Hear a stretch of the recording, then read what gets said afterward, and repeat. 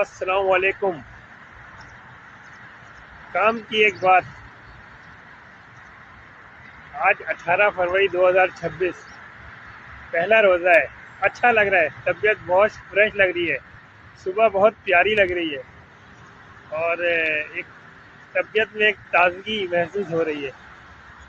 میں نے بولا چلیں آپ سے کچھ شیئر کریں۔ لوگ ہمارے جانے کے بعد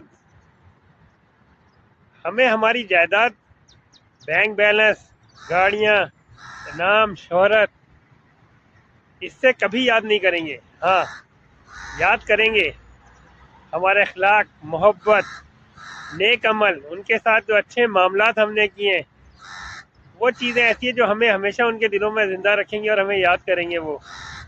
تو ہمیں چاہیے ہمیشہ لوگوں کے ساتھ اچھے معاملات کریں، اور یہ معاملات ہی ہیں جو زندگی میں انسان کو راحت، سکون، اطمینان دیتے ہیں اور دنیا کے جانے کے بعد بھی لوگوں کے دلوں میں زندہ رکھتے ہیں۔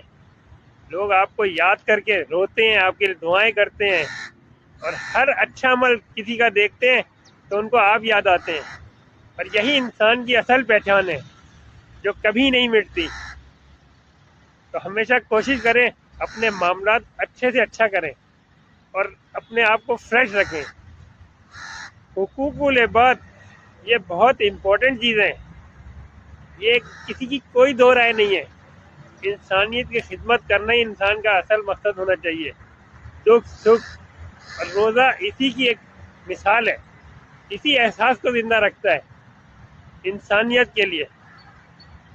تو جس نے اس میں عمل کر لیا وہ کامیابی کے راستے پہ چل نکلا، اور ہمیشہ چلتا ہی رہے گا دنیا میں رہنے کے ساتھ ساتھ، جانے کے بعد بھی لوگوں کے دلوں میں۔ فی امان اللہ۔